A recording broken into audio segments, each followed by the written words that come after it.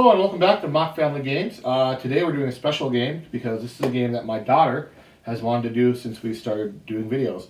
Today's game is Happy Pigs. It's a medium family game. It's 2 to 6 players. We got it for $20 at Miniature Market, but it's usually around 25 or 30. Yep. So as you can see, the artwork here is from Iello. We got this one thinking it would be like a 30. It says 40-minute game on it, with 2 players probably. But we got it thinking this could be a fun game for the kids, and it turned out to be just one of our absolute favorite games. We love Happy Pigs. It's a little bit heavier for newer families to gaming, despite the appearance of the artwork. The artwork looks like it's going to be a 15-minute fun little easy to learn game. I mean, it's relatively easy to learn, but it plays a little bit longer than most families are probably ready for, particularly at a 6-player count, which is where we play. It takes us about 75 to 90 minutes to play this game. So with that, I'm going to set Aislynn up for some questions, and she'll kind of explain how the game works. So first we'll talk about the field. So Aislynn, you start the field, right? Uh-huh. And so how does this work? This is where you put your pigs on. Yep. So the pigs come in 4 different sizes. Talk about that. This is like Yeah, probably the most confusing part of the game is there's 4 sizes of pig. So it's small, medium, large, and jumbo. And sometimes when you're asking for the next pig up, they give you a large instead of a jumbo, or a jumbo instead of a large. That's really like the hardest part of the game in that regard. So you'll start usually with a small pig, right? Mm-hmm. And then how do I get this pig bigger? Well, you have to buy stuff. Yep. Like you have to buy this feed. Whoops. We drop the feed. Go ahead and keep going. You have to buy a feed, so this would turn into this. And you can see that we have this, and usually the small pigs are just $3. But if you feed it, it'll turn into this, and it'll be $6. Yep. Yeah, so where the strategy comes into play is through these tiles. These are your action tiles, and you're going to play them in front of you face down. There are 4 different types. Aislynn, you want to talk about what they are? Okay. So this is sell a pig to buy. If you go ahead and talk about it, and I'll show them to the camera. Okay. So the first action is sell a pig. Sell a pig for money. So you're taking a pig, and you're selling it for money. So you've raised it, and as Aislynn talked about, a baby pig would be $3, a medium pig would be $6. So the strategy comes in when to sell, and through these actions. And we haven't got to the complicated part yet, but we're getting there. This is mate, but you have to have a jumbo or an average pig to do it. Yep, so this is the mate action. And when you mate 2 pigs, you get a baby pig. But as Aislynn said, they have to be a large or a jumbo to do that. You can't mate a baby or a small or a medium. So that's the action to grow, essentially, a new pig. So that's how you get new pigs. You can just buy them from the market at cost, which generally isn't a good idea. You can do it cheaper by mating, by doing the mate action. This one is feed, where you have to obviously have this to actually feed one of your pigs. So if you had this, you could turn it into a jumbo. Right, so that's part of the strategy. Again, that's probably the part that's going to be a little confusing for a non-gamer, is I don't just play this and get food. I first have to buy food. I have the food, and now I can do the feed action. So for me to feed a pig is technically going to be 2 rounds or 2 actions. One to buy food, and then another turn I have to choose to use the food to feed my pig. And this one is buy pigs. Like you buy... Buys. Yep. So this is the buy action. So again, it doesn't seem terribly difficult yet. I can feed, I can buy. I can do buy action where I buy vaccinations, where I buy food, where I buy love potions. I can choose to feed, I can choose to sell pigs. Again, we're not to the complicated part. That's coming up. So Aislynn, now talk about how we decide how many of this action we get. Okay, so there is seasonal cards there is spring, summer, fall, and winter. So once all of these are done, you have to vaccinate them, but I'm not going to get to that quite yet. So right here, you see it says seven times feed. That means that you have 7 feed actions, which, so this is a feed. If someone else did a feed and they were before you, they would get 4 actions of feed, and you would only get 3 actions of feed. So that's where the strategy part comes in, is knowing what other players are going to do. Because if we're playing a 6-player game and we all do, let's say all 6 of us do the sell action, of which there are 6 of them. It says 6x and then the sell action, the sell icon. If we all choose that, we're all getting 1 action apiece. 6 divided by 6 would be 1. Now, for example, if 5 of us did that action, but 1 of us did, let's say, the mate action, the person who did the mate action would get all 8 actions. The other 5 people would all get 1 action, and the first player that selected it would get 2. So the strategy comes in knowing what the other players are doing during that season. So we talked about one of the things you can buy, which is feed. Aislynn, talk a little about the vaccination process. So at the end of each season, so there's 4 seasons. So once spring is all done, like all the cards are flipped over, then you have to make sure you have enough of these vaccination things. So you flip your pigs over and it shows them vaccinated with a plus. So this game it's pretty thematic in that regard. So I have what I have here. I have a large pig, and right now he's not vaccinated. And if the season ended and I didn't spend time buying vaccinations and doing that process, he would die. So before that season ends, I must spend an action to buy vaccinations. I must vaccinate them. And now he's a healthy pig and he'll be able to survive to the next season. That is a huge part of the game. Again, that's where the strategy comes into play, because if I wait to the last round to use my buys, and so did Aislynn, best case scenario, we might each get like 4 buys a piece, and we've got 8 pigs to protect. So you have to be thinking about when I want to do that. And some of the things that really complicate matters are these opportune times to sell or to buy. So I'll try and find one of the cards that what I'm talking about. And at the bottom of each card there says like a little caption there. This one says Season of Love. Each player gets 1 piglet for each pair of pigs in his fields old enough to mate, average or big.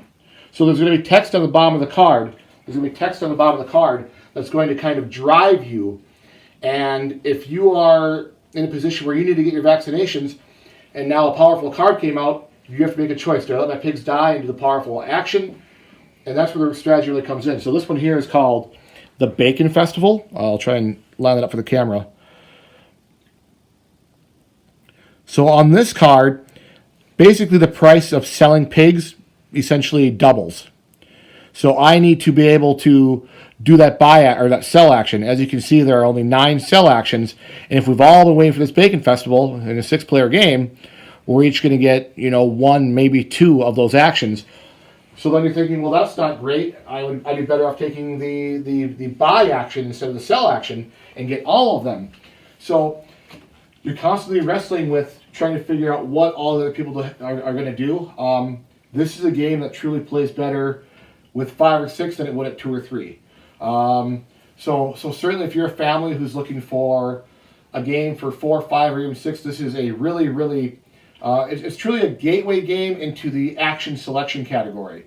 Action selection being, here are my actions that I'm selecting when I play it face down, and we all reveal, and then I make my choices, and you're slowly building up this grid and filling up with pigs. Pacey, why don't you fill up the board with pigs a little bit? I'll give you a few more here. And I'll show what the field looks like.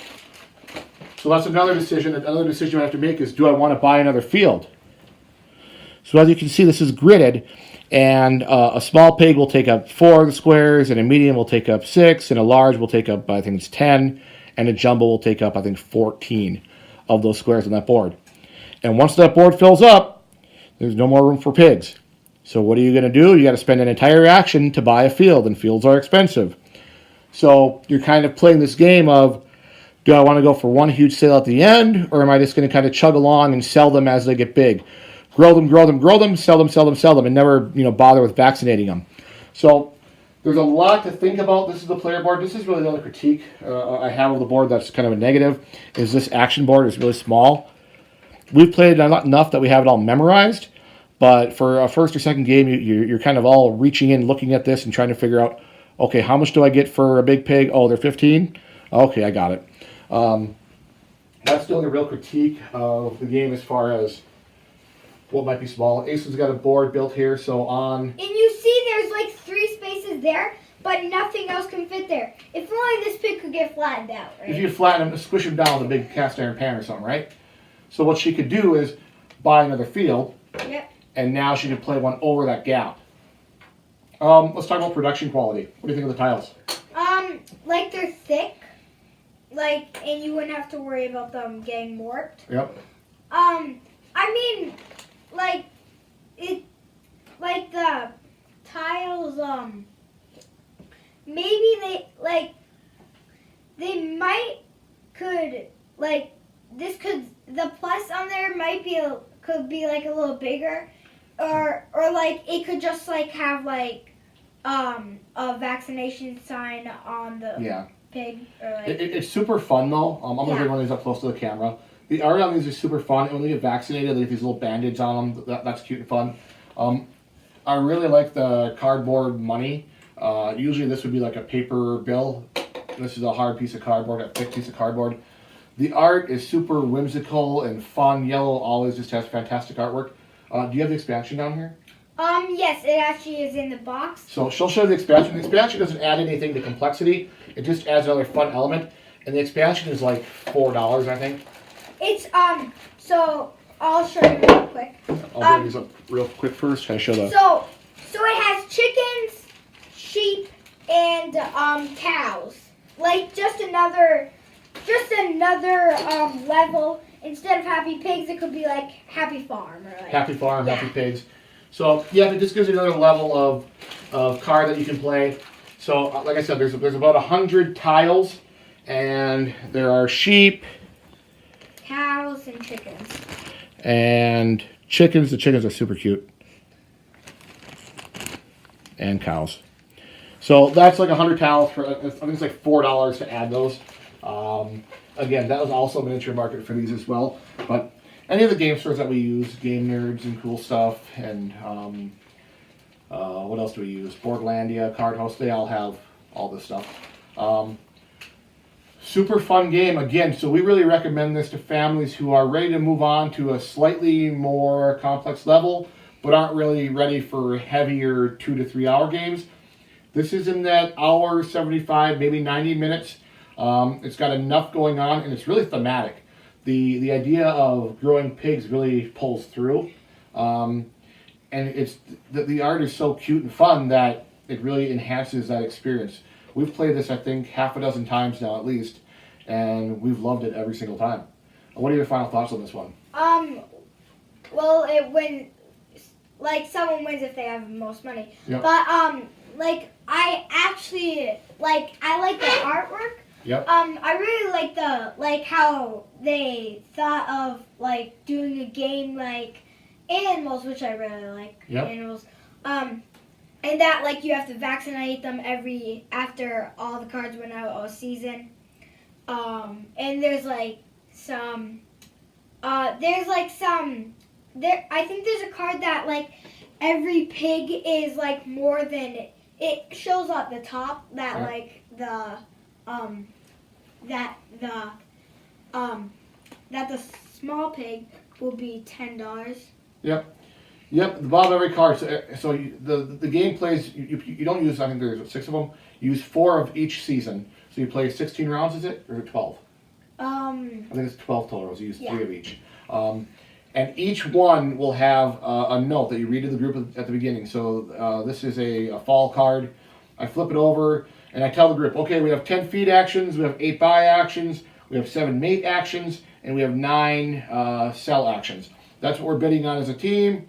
and we all start to make our actions. We put them face down. But there's another note on the bottom: pig fair.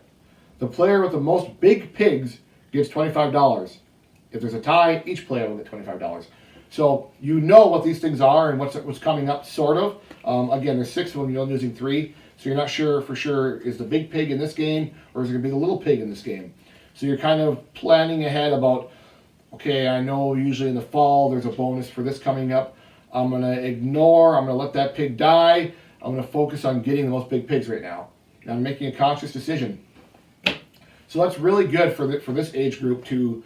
And Aislynn can game. Aislynn plays everything. She plays Real Ways of the World and Terraform. She's fantastic.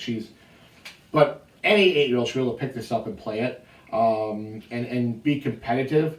One more thing I want to talk about. So Aislynn actually is really good about this.